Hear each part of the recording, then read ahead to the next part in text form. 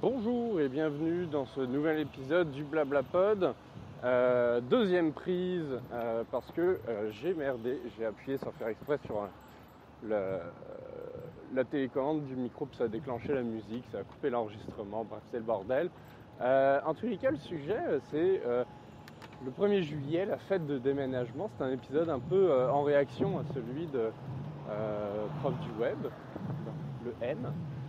Matt, il racontait un petit peu, ça ressemble à quoi un 1er juillet au Québec, qui est une province où les baux se terminent par défaut le 1er juillet et où donc beaucoup de gens déménagent bien trop souvent le 1er juillet et je voulais partager un petit peu mon vécu là-dessus puisque j'en fais partie finalement, même si je pense que cette fois on déménagera pas avant un petit bout. Donc pourquoi on a déménagé plein de fois. En fait, ma blonde et moi on est revenus à Montréal en décembre 2015. Puis dans ce temps-là, l'appartement qu'on a trouvé situé dans le village, c'est-à-dire le quartier gay de Montréal, c'était un 4,5. Donc pour ceux qui ne savent pas comment, je pense à vous les Européens, comment on compte les pièces d'un appartement ici, c'est pas très compliqué. On compte toutes les pièces, sauf les pièces d'eau. Les pièces d'eau, on va les compter un demi. Donc un 4,5, c'est quoi ? Dans notre cas, c'est un salon double, puis on va le compter 2 fois parce qu'il y a un vrai potentiel de fermer et d'avoir 2 pièces fermées.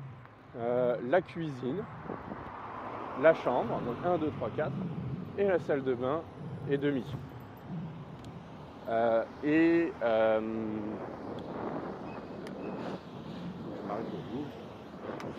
Et donc ce 4,5, on avait pour un loyer de 1050 $, ce qui est très cher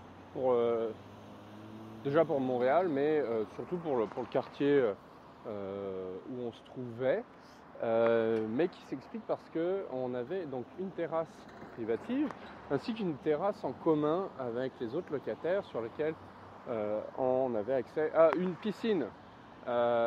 Donc c'est sûr que le loyer dans ce temps-là il se justifie par l'accès à cette piscine. On est arrivé, si vous avez bien noté, en hiver, donc la piscine on n'en a pas vraiment profité et ça a été l'une des raisons pour lesquelles on est parti de cet appartement-là. En fait, le propriétaire, il avait beaucoup de grands projets pour lui-même et pour les autres, mais quand il s'agissait de concrétiser les choses, il n'y avait pas grand monde. Donc au printemps, il a eu pour projet de rénover la piscine et d'en installer une plus grande en fait à la place de l'existante. Ces travaux-là, finalement, ils ont couru jusque début août. Donc, imaginez-vous que, sachant qu'il faisait déjà dans les 30 degrés fin avril, début mai, on aurait pu en profiter vraiment beaucoup de cette piscine, puis on n'a pas vraiment pu. Les travaux se sont faits petit à petit. Il y a toujours eu des histoires, des embrouilles qui ont fait que ça n'a jamais vraiment achevé. On a eu un deal à un moment donné avec le proprio pour payer quand même moins cher le loyer compte tenu de l'état d'avancement des travaux, mais tout ça, c'était quand même, on profitait pas de l'appartement tel que on aurait dû. Ajoutez à ça que tout l'hiver, on n'avait pas de locataire au-dessus de nous, on était en rez-de-chaussée. Donc forcément, en termes de chauffage, c'était pour nous ça a été un coût, puisque déjà au rez-de-chaussée c'est toujours un petit peu plus cher, on chauffe toujours un peu pour les autres, mais alors quand ils sont pas là et donc il n'y a personne qui chauffe au-dessus, c'est encore pire, littéralement on chauffe le ciel. Donc ça nous a coûté assez cher, pas cool. À côté de ça, on a eu aussi des souris ou des écureuils, je sais pas trop bien, dans les murs. mais pas de trou dans l'appart, c'est-à-dire que les rongeurs sortaient pas dans l'appartement. On a réussi, avec le proprio, à les avoir en mettant de la Morora dans les fondations, le sous-bassement de la bâtisse. Mais l'inconvénient, c'est que oui, ok, ils sont morts dans nos murs. Fait que ça puait la mort dans nos murs. Donc bon, c'était pas idéal. Donc on a choisi de partir, parce qu'on payait trop cher pour ce qu'on avait, on était tout le temps dans des problèmes, etc. Alors que justement, normalement, quand tu es locataire, tu es supposé d'en avoir des problèmes. Quand tu as des problèmes, tu appelles le proprio, c'est réglé. C'est tout le principe. Mais ça se passait pas comme ça. Donc on est parti, on a trouvé un appart, un 5,5. Donc si vous avez bien suivi, il y avait une pièce de plus. Cette pièce de plus, finalement, c'était... non, d'ailleurs, je vous mens, c'était pas un 5,5. J'ai comme trouvé parce qu'on avait une beaucoup plus grande cuisine. Mais non, c'était un 4,5 aussi. C'est juste que le double salon, en fait, il fermait pour vrai. Il y avait une porte. Donc ça nous a fait une chambre d'invité. Pour nous, on l'a vécu un peu comme une pièce de plus, mais c'était pas une pièce en plus. Donc cet appart-là, il était cool, mais c'était un peu une solution temporaire avant de trouver quelque chose qui nous plaisait vraiment. Et finalement, ça s'est arrivé quand un couple d'amis a déménagé en Europe. Ils ont laissé leur appartement qui est situé à Verdun. Donc Verdun qui est dans le sud-ouest de Montréal, genre de presqu'île séparée entre un canal puis le fleuve. Et donc pour donner un ordre de grandeur, le loyer c'est 910 $,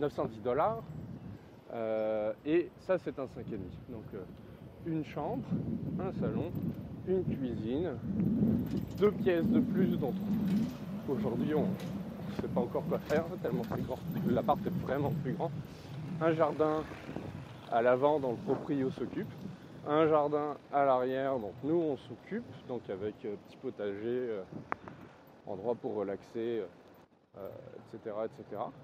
Donc très très cool. Puis c'est pour ça que je disais que probablement qu'on déménagera pas de là avant quelques temps. Et voilà, donc c'est un petit peu pour ça que on fait partie, malgré nous, des gens que Matt décrivait dans son épisode, du M. Mais c'est ça. L'autre chose que je voulais dire par rapport à ça, c'est que Verdun, c'est un quartier que je connaissais mal avant d'y emménager. J'y étais déjà allé de nombreuses fois. Je savais qu'il y avait une belle densité commerciale, tous les magasins qu'on peut imaginer sont présents sur la rue Wellington ou sur la rue Verdun, etc. Par contre, il y a quelque chose que je ne savais pas. C'est que c'est très, c'est très anglophone. En réalité, c'est très bilingue. Mais pour Montréal, c'est considéré anglophone, puisque la plupart des quartiers sont quand même pas mal tous. Je m'excuse pour le temps, j'essaie de masquer le micro. Et c'est ça, c'était une surprise pour moi, parce que c'est aussi un quartier très populaire.